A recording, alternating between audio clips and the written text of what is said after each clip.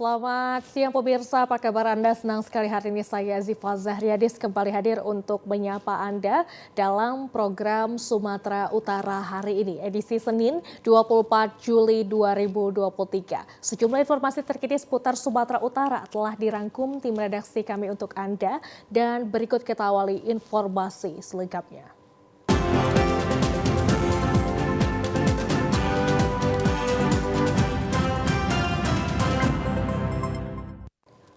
Jadi informasi pertama pemirsa dari Deli Serdang, proyek pembangunan perumahan yang terletak di Pasar 1C Lintas Timur Desa Payabakung, Kecamatan Hamparan Perak, Kabupaten Deli Serdang menuai protes dari warga. Kondisi jalan beraspal sepanjang 300 meter saat ini telah rusak parah, berlubang dan berlumpur akibat dilintasi truk bermuatan tanah timbun. Banyak warga yang melintas menggunakan sepeda motor dan anak bersekolah kesulitan untuk melintasi jalan tersebut. Sehingga banyak korban yang jatuh terutama saat musim hujan, jalan becek dan berlumpur sehingga sulit untuk dilintasi. Salah seorang warga Arga yang rumahnya berada di tepi jalan mengeluhkan karena teras rumahnya kerap tertutupi debu jika musim panas. Dan jika musim hujan di sekitar rumahnya becek dan kerap terjadi banjir.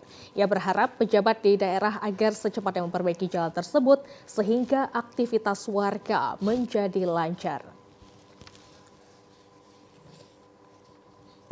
Masalah kita punya bapak, tapi siapa kami berapa paham. Ada informasi dari keluarga Bu mengenai jalan rusak itu? Kami yang nggak tahu, mungkin ya ada dari mungkin nggak tahu. Kami cuma warga kan gitu kan. Artinya sah kan Bu jalan ini Bu ya? Rusak ya? Sangat, kami sangat lah. Saat dikonfirmasi, Kades Payabakung mengatakan permasalahan warga telah dimediasikan kepada pemilik perumahan dan Ketua BPD Desa Payabakung sudah mengetahui keresahan warga, terutama bagi para pengguna jalan. Dari Kabupaten Deli Serdang kita ke Madinah pemirsa untuk mengurangi biaya membeli pakan ternak yang terlalu mahal. Budidaya maggot menjadi alternatif peternak di Desa Sarek Matua, Mandailing Natal karena kadar protein yang tinggi pada ulat maggot sehingga perkembangan ternak semakin cepat. Di areal perkebunan berukuran 20 kali 20 meter inilah Aibda Sarwono, seorang anggota polisi yang bertugas di Polres Mandailing Natal berlokasi di Desa Sarak Batua, Kecamatan Panyebungan, Kabupaten Mandailing Natal, membudidayakan larva atau maggot lalat hitam. Di sangkar sederhana ini, ribuan lalat hitam ia kembangkan. Serangga yang hidup sampai 7 hari ini bertelur di sela-sela tumpukan kayu yang diletakkan di desa sangkar. Setelah 2-4 hari, telur itu lantas menetas menjadi belatung. Larva-larva yang dihasilkan inilah yang memakan sampah organik seperti sisa-sisa makanan. Membudidayakan maggot lalat hitam yang dilakukan Aibda Sarwono ini sangat membantu mengurangi biaya untuk membeli pakan ternak pabrikan yang terlalu mahal. Mengganti pakan yang mahal, kita kan harus memikirkan pakan alternatif. Apa itu? Susah kita kan, kalau harga pelet tinggi, maka kita harus memikirkan pakan alternatif. Maka kita budidaya maggot. Kasgotnya, kotoran-kotoran bekas maggot ini yang kering, kita jadikan pupuk organik. Maggotnya kita kasih makan ikan. Kalau ada kawan-kawan yang mau beli, kita jual. Kita buat siklus panen per hari itu 40 ke 50 kilo. Jadi hasil maggot per hari kita 280.000. Kita berpikirnya memanfaatkan limbah organik, limbah yang bau, sampah organik itu untuk pakan maggot. Budidaya maggot yang dilakukan Aibda Sarwono ini awalnya hanya untuk keperluan pakan ternaknya. Namun karena hasil budidaya maggot hitam ini sudah melebihi dari target, ia pun menjual hingga ke peternak unggas dan ternak lainnya.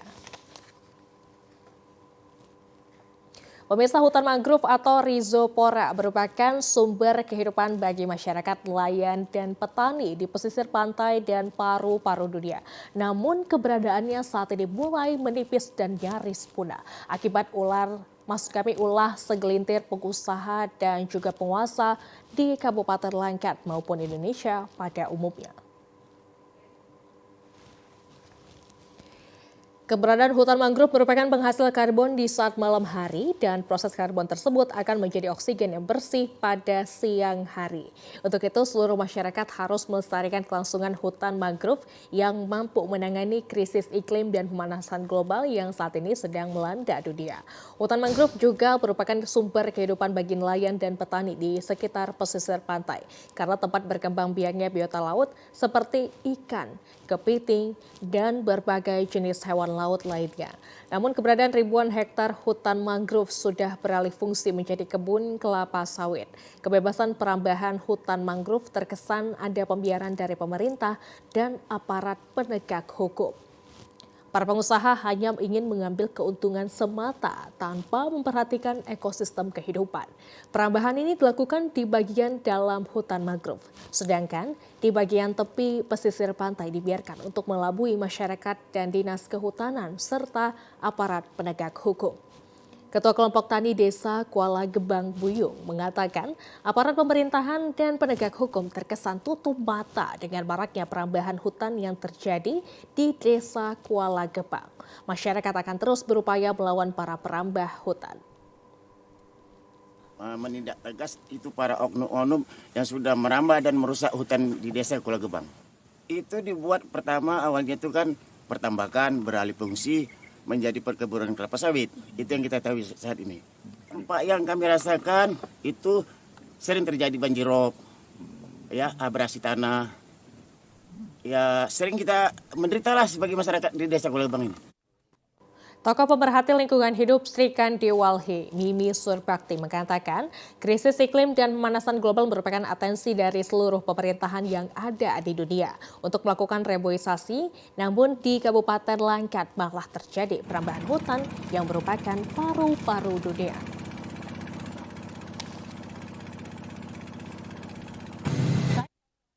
Dusun 3 Desa Sukadamai, Kecamatan Hinai, Kabupaten Langkat masih terus terjadi karena mewabahnya ribuan lalat yang masuk ke pemukiman.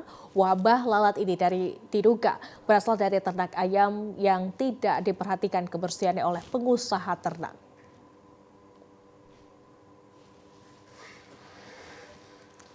Ribuan serangan lalat ini sudah mulai mengganggu aktivitas masyarakat. Bahkan para pedagang yang berada di sekitar Desa Sukadamai sudah sangat resah dengan keberadaan ribuan lalat tersebut. Para pedagang makanan harus bekerja ekstra dengan memukul lalat yang hinggap di makanan karena lem perekat anti lalat sudah penuh. Munculnya ribuan lalat ini sudah terjadi pada saat pengusaha ternak panen ayam boiler. Ditambah lagi jika para pekerja tidak membersihkan kandang, sehingga ribuan lalat ini mulai menyerang ke pemukiman warga. Kondisi ini sudah sangat meresahkan masyarakat sekitar karena hidangan makanan langsung dikerumuni lalat. Tidak hanya itu, wabah lalat ini juga sudah mengganggu masyarakat yang akan tidur malam. Hingga saat ini Dinas Peternakan Kabupaten Langkat belum pernah meninjau lokasi ternak dan terkesan membiarkan. Salah seorang warga, Mardimin, mengatakan wabah lalat ini biasanya terjadi saat pengusaha membongkar ternak. Meskipun belum ada terdengar penyakit yang disebabkan oleh lalat, namun ratusan warga sudah sangat khawatir dan juga resah. Biasa nggak kayak gitu, ini kok banyak gitu. Ya hampir kurang lebih setengah bulan ada. Ya kalau bisa ya kemana gitu, kesehatan tuh masyarakat ini ya cemana biar baik gitulah. Diutamakan karena masuk ke air minum, kadang ke nasi itu. Waktu nasi kita kan taruh di sangi itu. Lalat cepat kali ngumpul. Oh, belum ada. Belum ada ya. Belum ada. Warga meminta aparat pemerintah desa maupun kabupaten segera meninjau dan menindak lokasi ternak yang ada di Dusun 3 Desa Sukadamai, Kecamatan Hina. Pemirsa, informasi terkait wayang kulit akan kami hadirkan usai jeda pariwara berikut ini. Tetaplah bersama kami dalam program Sumatera Utara hari ini. Kami akan segera kembali.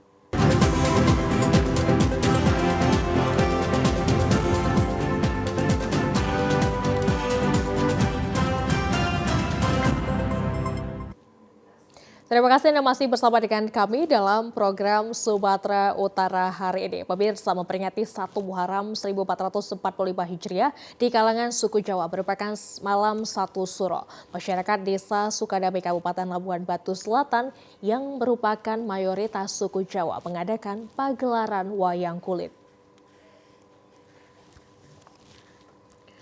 Pagelaran wayang kulit ini merupakan untuk memperkenalkan dan melestarikan budaya Jawa kepada generasi muda yang mulai terkikis oleh kemajuan zaman. Di mana pagelaran wayang kulit untuk pertama kali diadakan setelah 10 tahun lalu. Dengan pagelaran wayang kulit ini diharapkan dapat menumbuhkan rasa cinta kepada budaya bangsa, khususnya warga suku Jawa yang menetap dan berdomisili di perantauan. Jalan dan rombongan wayang kulit didatangkan oleh pemerintah desa dari Provinsi Riau dengan tema Wahyu Ketentraman digelar 1 malam untuk menghibur warga desa Sukadame. PJS Kepala Desa Sukadame Wagianto mengatakan pagelaran wayang kulit diawali dengan acara suroan atau istilah umum 1 Muharram dilaksanakan pemerintah desa Sukadame beserta masyarakat untuk menghidupkan kembali budaya yang sudah mulai terkikis oleh kemajuan zaman. Menghidupkan kembali dalam bahasa Jawa nguri-nguri kebudayaan setempat agar menjadi tradisi turun-temurun kepada generasi muda, sehingga mereka tidak tergerus oleh kemajuan zaman yang pada akhirnya meninggalkan budaya bangsa. Pagelaran wayang kulit yang diawali dengan acara suruhan atau dalam peringatan istilah umumnya itu peringatan 1 Muharram yang dilaksanakan oleh pemerintah desa Sukadame bersama dengan masyarakat yang terlaksana pada hari ini. Untuk menghidupkan suasana budaya yang sudah mulai terkikis zaman, jadi melalui pemerintah desa bekerja sama dengan masyarakat untuk menghidupkan kembali dalam istilah budaya Jawanya itu atau bahasa Jawanya itu adalah nguri-nguri kebudayaan setempat atau kebudayaan lokal supaya dapat menjadi tradisi turun-temurun kepada regenerasi yang akan datang. Salah seorang warga Satiban menanggapi pertunjukan wayang kulit mengetuk hatinya, terutama orang Jawa yang berada di Kecamatan Silangkitang agar mengenal budayanya melalui acara ini. Ia berharap dapat meregenerasi agar mengetahui budayanya. Alhamdulillah dengan adanya pagelaran wayang kulit ya membuka pintu hati masyarakat khususnya orang-orang Jawa di sekitar Kecamatan Silangkitang agar mengenal budaya. Harapannya kiranya para generasi muda khususnya para kaum Jawa itu supaya tahu budayanya lah. Artinya budaya Jawa yang selama ini kan masyarakat sudah hampir sedikit agak terkikis punah gitu. Jadi adanya wayang kulit mungkin bisa membuka kesadaran generasi muda untuk membisarkan hidup dengan budaya-budaya. Saat pertunjukan berlangsung, terlihat puluhan wayang telah dijajar dengan rapi yang ditancapkan di gedepok pisang. Satu persatu dimainkan dalang sesuai lakon dari masing-masing wayang kulit. Pemirsa, air terjun Efrata merupakan salah satu objek wisata air yang berada di pinggiran Danau Toba dan saat ini selalu ramai dikunjungi oleh para wisatawan saat hari libur maupun di akhir pekan. Air terjun Efrata atau yang lebih dikenal oleh para wisatawan dengan sebutan air terjun Tele ini berada tidak jauh dari Menara Pandang Tele. Tepatnya berada di pinggiran Bukit Holbung, Kabupaten Samosir, Sumatera Utara. Dengan tatanan yang terdiri dari beberapa aliran air terjun dengan ketinggian mencapai puluhan meter dan suasana alam yang masih sangat terjaga. Dengan berbagai pepohonan yang ada, membuat para wisatawan yang berkunjung ke lokasi objek wisata air terjun Efrata ini dapat terhibur dengan bermain air sambil menikmati curahan air yang jatuh dari aliran air terjun. Beberapa pengunjung yang berada di lokasi air terjun Efrata ini mengatakan dengan adanya objek wisata air terjun yang berada di pinggiran Danau Toba ini menjadikan para wisatawan dapat sekaligus menikmati dua keindahan alam yang berbeda, yakni keindahan alam yang berada di darat berupa air terjun yang berasal dari perbukitan dan keindahan Danau Toba yang saat ini merupakan objek wisata super prioritas oleh pemerintah pusat. jalan bang, depresinya bang, dan segala kepenatan pekerjaan sehari-hari. Dari Janpar kalau adalah 3 jam bang kalau sampai kemarin. Lumayan bagus ya bang ya, karena 5 tahun lalu masuk batu-batu banyak, juga banyak perkembangan lah bang. Kalau bisa makin dikembangkan lagi, makin dipercantik lagi tempatnya. Selain keindahan air terjun, para pengunjung juga dapat menikmati berbagai pemandangan alam berupa perbukitan dan hutan yang masih terjaga. Sehingga udara segar di lokasi membuat para pengunjung betah dan juga nyaman. Selain itu, dekatnya lokasi air terjun Efrata ini ke Danau Toba. Maka dari itu, para wisatawan atau pengunjung juga dapat menikmati paduan suara antara benturan ombak yang berasal dari Danau Toba dan juga benturan air yang jatuh dari air terjun Efrata. Dan pemirsa, wisata unik air terjun dan juga kolam bertingkat berada di desa lereng perbukitan Huta Barat dan di Dusun Lobu Talpe. Terdapat salah satu tempat wisata alam yang asri menggambarkan keindahan dan fenomena alam yang menarik, yakni air terjun Batu Manarus dengan puluhan kolam yang unik dan bertingkat-tingkat yang belum banyak diketahui oleh masyarakat luas. Di luar Pahe, di Luat Pahe, tepatnya di Kecamatan Pahai Julu di Desa Huta Barat terdapat potensi wisata yang terbilang unik, yakni kawasan air terjun Aek Batu Manarus atau Batu Menyusui. Bagi masyarakat umum, tempat wisata alam ini masih tergolong baru. Untuk mencapai lokasi ini ditempuh dengan berjalan kaki sekitar 2 jam lebih dari Desa Huta Barat dengan melintasi areal persawahan dan pinggiran hutan. Untuk dapat menikmati udara segar dan gemercik air terjun yang jatuh ke bebatuan dengan pemandangan yang asri dan pastinya alami sejauh mata memandang. Di lokasi air terjun terdapat hamparan kolam yang bertingkat-tingkat dan berada di tengah hutan yang berbeda dengan air terjun lainnya yang belum pernah Anda lihat. Selain itu, terdapat puluhan susunan kolam yang bertingkat yang dialiri air jernih dan mengalir dari berbatuan yang berasal dari ketinggian sekitar 70 meter lebih, menambah keindahan tempat ini untuk Anda kunjungi. Tidak hanya itu saja, keindahan alam Aek Manarus juga tampak dari pemandangan hijau di sekelilingnya dengan banyaknya pohon rindang sehingga membuat suasana semakin sejuk dan asri. Sementara itu, dengan keunikan dan keindahan alamnya, persis di bawah tebing berbatuan terdapat sebuah goa yang unik di dalam batu. Selain itu, air yang mengalir tidak hanya mengalir dari tengah air terjun, namun melalui celah bebatuan dari tebing yang membuat suasana di antara kolam-kolam yang berbentuk secara alami, membuat suasana seperti sedang turun hujan yang menetes dan melewati kolam-kolam bertingkat menambah keunikan tempat ini.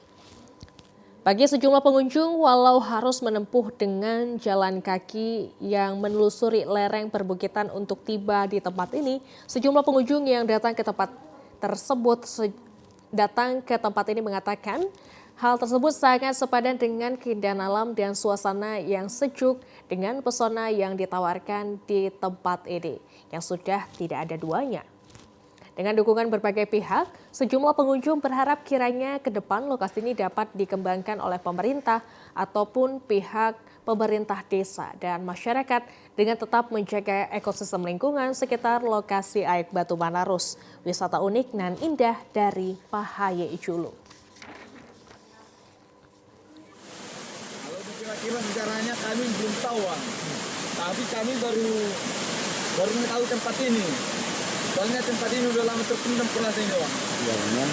Ya, harapan kami kepada seluruh pemerintah, kepala desa, kecamatan, provinsi, agar bisa membangun fasilitas jalan, agar bisa pengunjung-pengunjung yang dari luar kota atau dari sekitarnya bisa berkunjung ke tempat ini, Bang.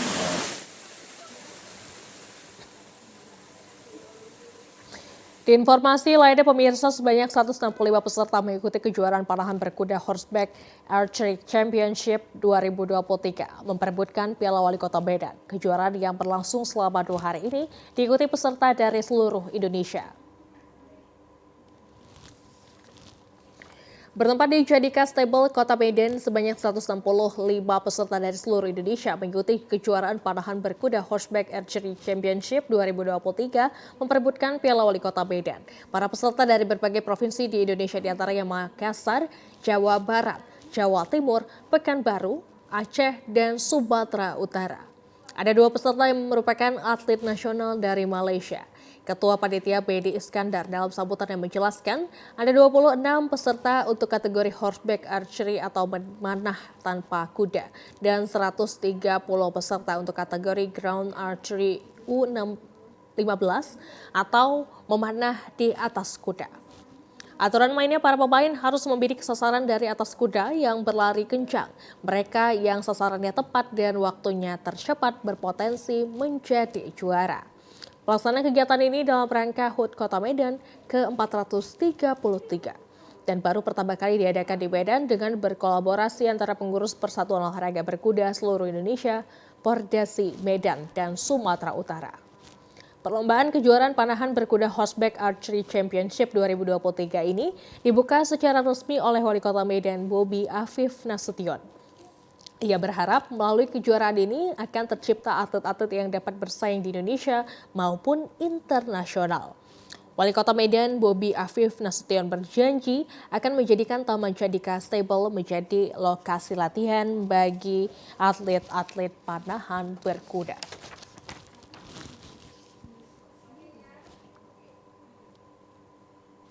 Ya, informasi yang baru saja Anda saksikan menutup perjumpaan kita dalam program Sumatera Utara siang hari ini. Mewakili seluruh kerabat kerja yang bertugas, saya Azifa Zahriadis mengucapkan terima kasih, selamat siang dan sampai jumpa.